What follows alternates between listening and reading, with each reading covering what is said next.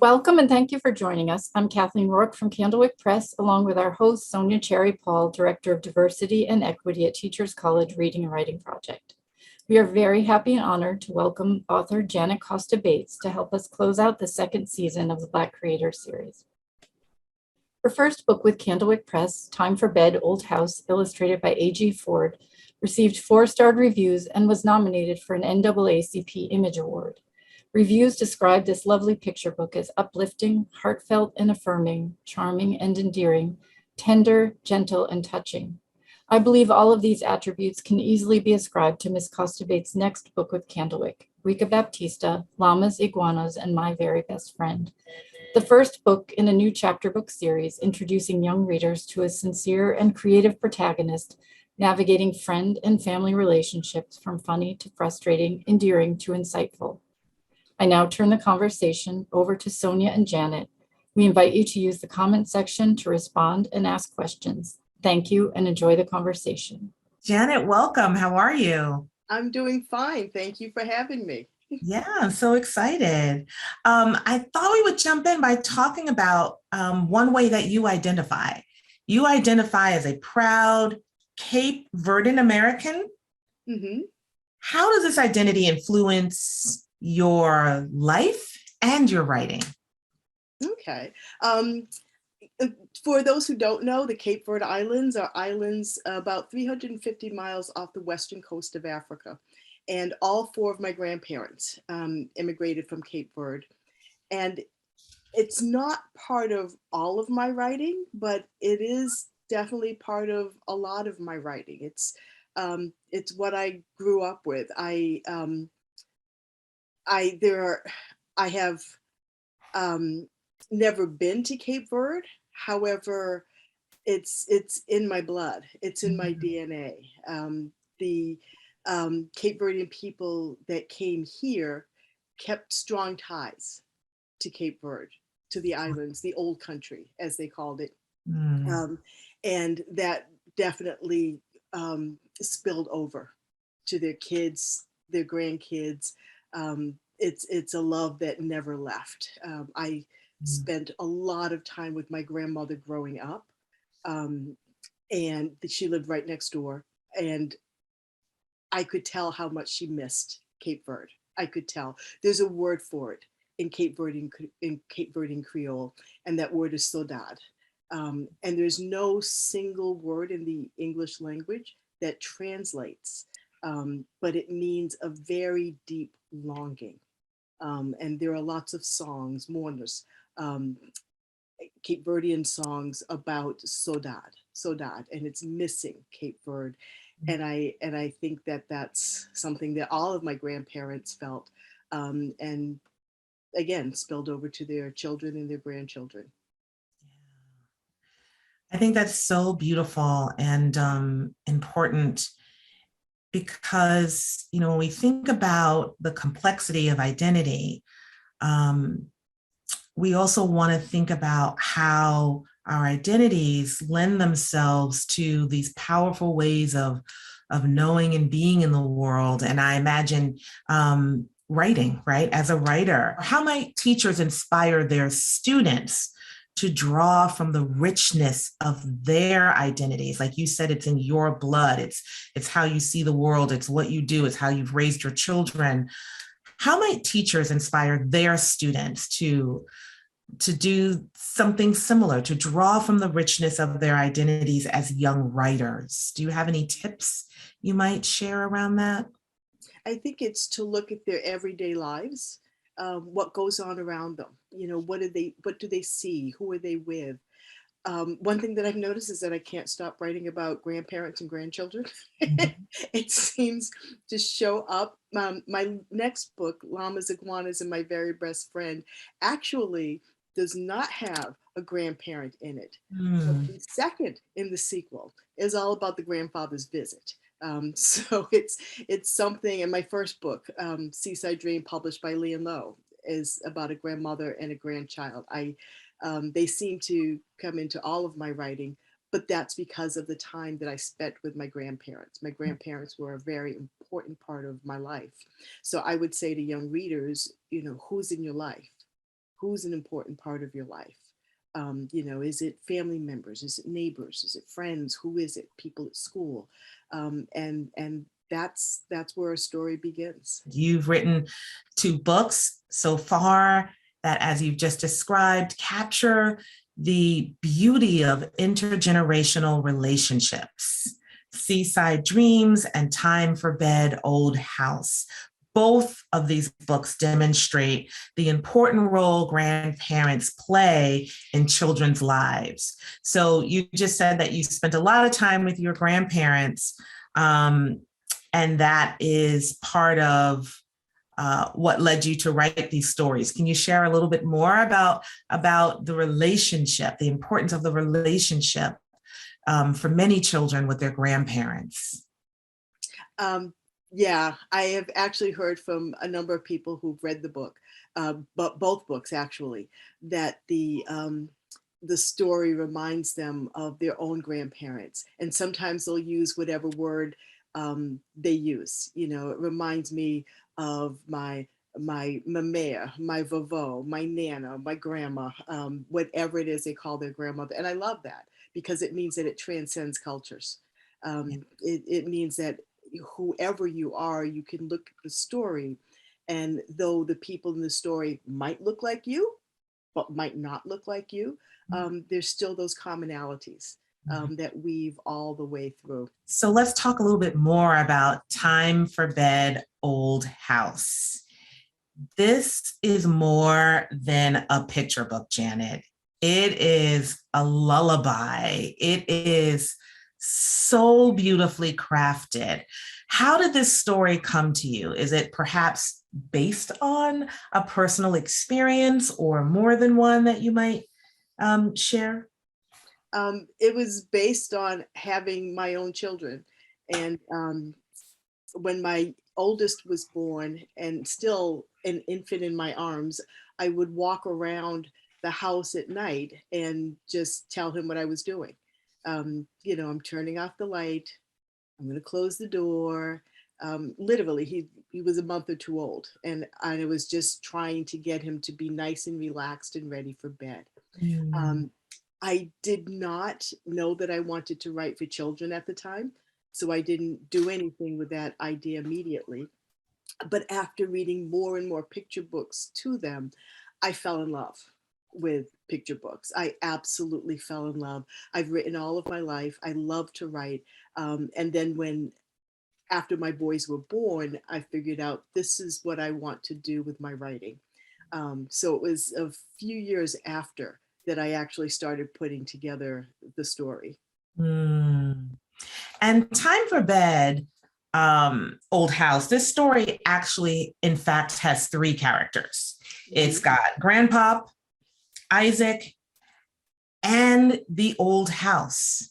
And so for children studying personification, a picture book like Time for Bed, Old House is an amazing mentor text.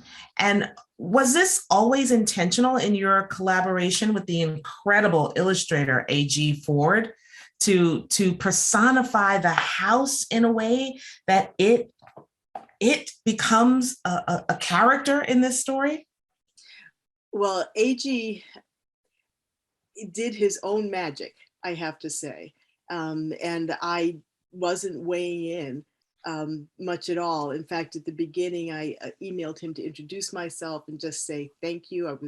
I was so glad he was taking on the project, but that I was going to step aside and let him do his magic, because I think that's important for an illustrator to be able to look at the story and put their own ideas into it. And he did. I love the art. I love how the house feels like, I think someone described it to me as it feels like a friend. It feels like a comforting friend. And I will also say that there was some, I don't know, mental telepathy going on. When you look at the cover for Time for Bed, Old House, there's a blue wingback chair. Right. And when I first saw the art, it didn't hit me right away, but I went to my parents' house, both of whom I have recently lost. But I Mm. went to the house and realized the blue wingback chair that was in front of me at their house, that's the chair that AG drew. Um, it was the chair that when my mother could no longer sit in her rocker, she sat in the blue wingback chair. We moved that to her favorite spot. And Mm. during the lockdown phase of COVID, when my father came to live with us, that's the chair we brought with us for Mm. him to sit in. And when I realized that was a chair on the cover, I realized that the art is exactly as it was meant to be. Yeah. Exactly. Yeah. Wow, that is amazing. So he did some channeling. Yes, he did do some channeling. That is beautiful, beautiful tribute to your parents. And I just love the putting the house to bed ritual. Mhm. And I just say it's just beautiful. And teachers, you know, I think can enjoy this story for sure with their students as a read aloud, but also as a tool to invite students to write about their own bedtime rituals. Mhm. And more broadly, I think also to explore what are the things we each do to soothe ourselves, right? To quiet feelings of fear, anxiousness, discomfort, in order to feel more confident, whether it's when you're going to bed or when you're getting ready to speak in the class play or whatever it is. There's so many lessons to be learned and appreciated in this story that's about bedtime that we can take in more areas of our lives, and children can apply in more areas of their lives. A part of Yeah. the story that feels good to me is that at the end of the story, when Isaac um, realizes that he can now finish putting the Yeah. house to bed, Yes. it's he has the confidence. He's been watching because the kids are always watching, but he's been watching grandpop, so he knows what to do, and he's able to do it on his own. He Mm. knows what the noises are, so he's not scared about Yeah. those noises anymore. He knows what they mean. So I'm hoping that gives kids who read it some confidence in themselves. Now let's talk about your newest book that's available soon, Rika Baptista, Llamas, Iguanas, and My Very Best Friend. Now, this is such a joyful early reader chapter book with a main character named Rika, who is so real. What will young readers experience in this book in terms of the characters, the themes, what they will take away from? Talk a little bit about this book. And I think it's going to be part of a series. Is that correct?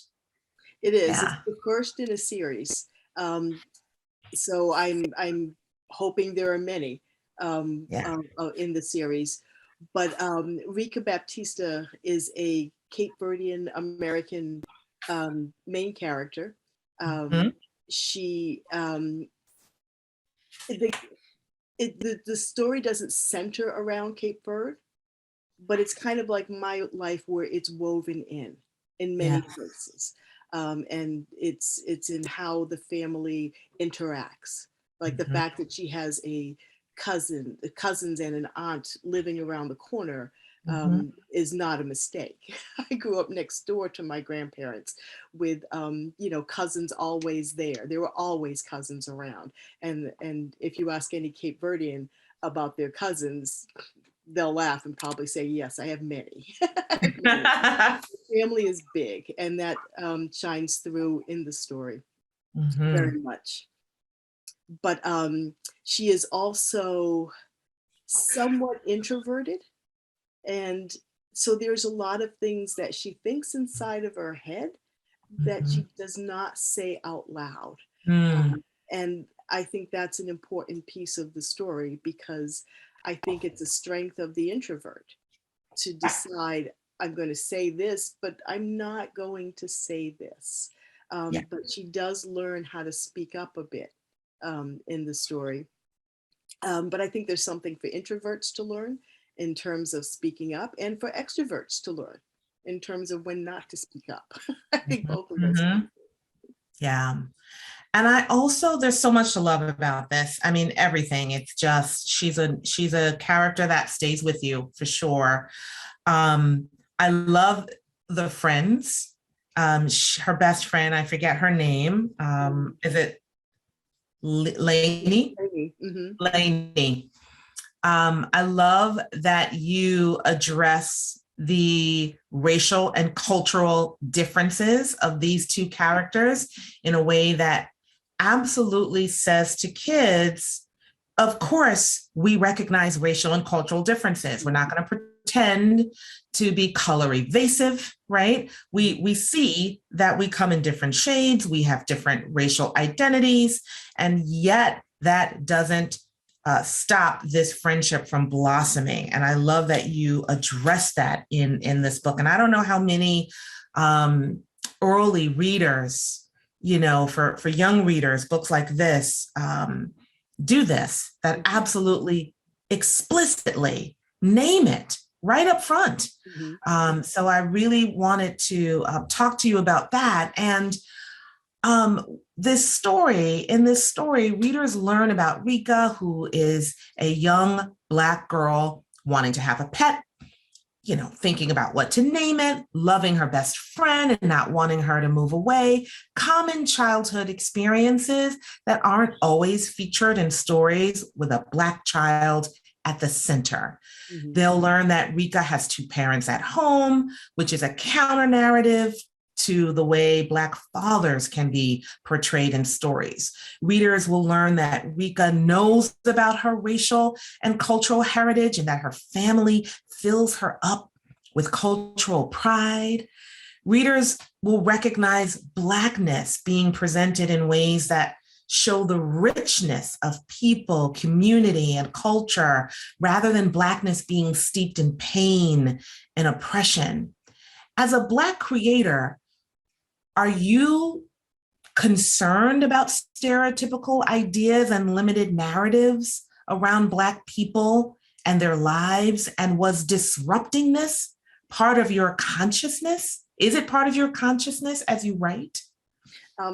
Like you said, our background is rich. We are varied. We are many things. And yes, I did want to show that. I did want to show the richness of our backgrounds, our experiences, our cultures as Black people. We are everything. We are definitely not a monolith. Mm-hmm. So the fact that Rika is in a two-parent household, that was on purpose.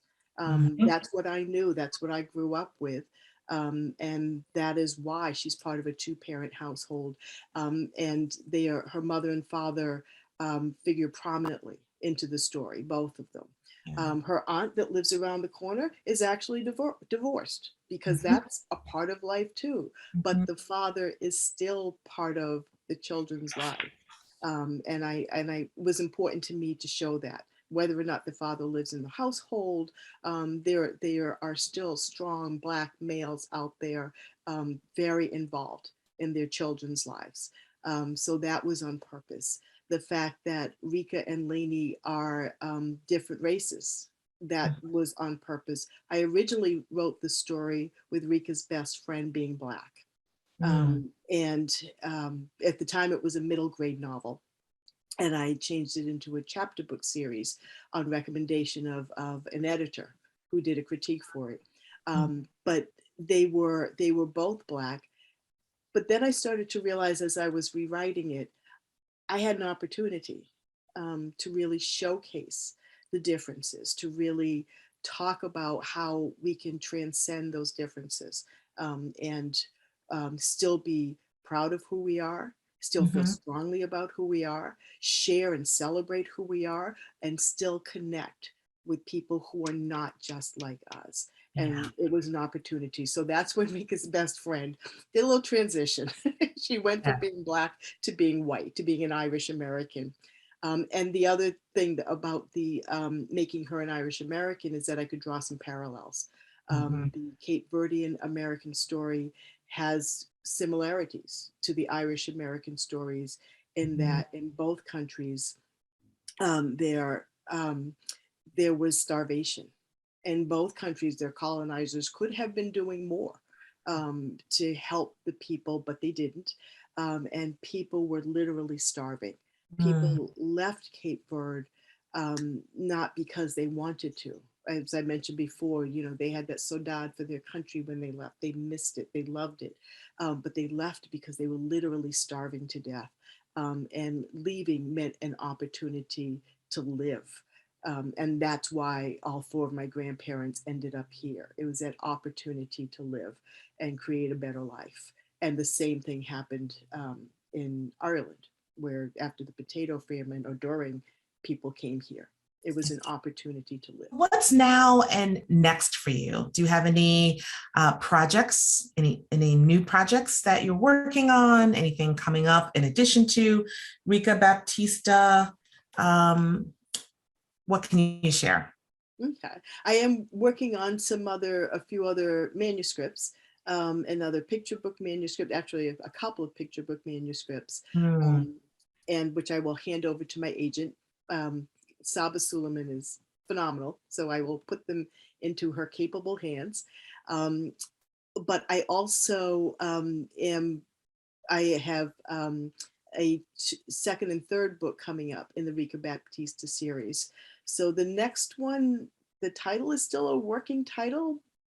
So I don't know if I'm supposed to share it. I'll just say that Shenanigans is part of the title, Shenanigans. So, but that one should be a lot of fun, in which Grampy comes to visit, and Rika and Grampy, along with Lainey, have a number of adventures that happen during his visit.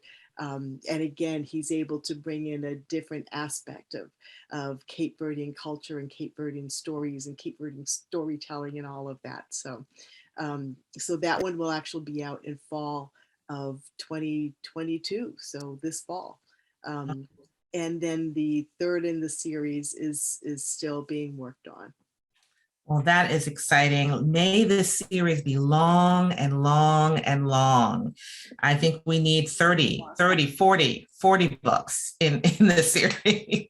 Your books capture the nuances of the lived experiences of Black people, their rich and varied identities, their joy, which makes it possible for Black children to see themselves and their families in full dynamic ways, and for all children to see this as well. What does it mean to you to be a Black creator? I think the first thing that it means is to be a creator. And to be a creator means to let me be my full self, to let me be my daydreaming self, but then to put some muscle behind that and to actually take those daydreams, take those thoughts and write them down, and then rewrite and rewrite and rewrite, as all creators need to do. We all need to practice our craft and hone our craft, and infuse ourselves into that craft. In terms of being a Black creator, I would say that adds passion behind it. We have so many stories to tell, and some of those stories have to do with struggle. Some of those stories have to do with oppression, and those stories need to be told. Other stories have to do with joy. Other stories have to do with everyday life, and those stories need to be told as well. So being a Black creator, again, adds some purpose, some drive, some passion for getting those stories out there because they need to be in the world. Thank you, Janet. Thank you. I hope you all enjoyed the conversation and will use Janet's stories in your classroom to connect, reassure, inspire, and entertain. For a full schedule of conversations and to view past episodes, please visit blackcreatorseries.candlewick.com.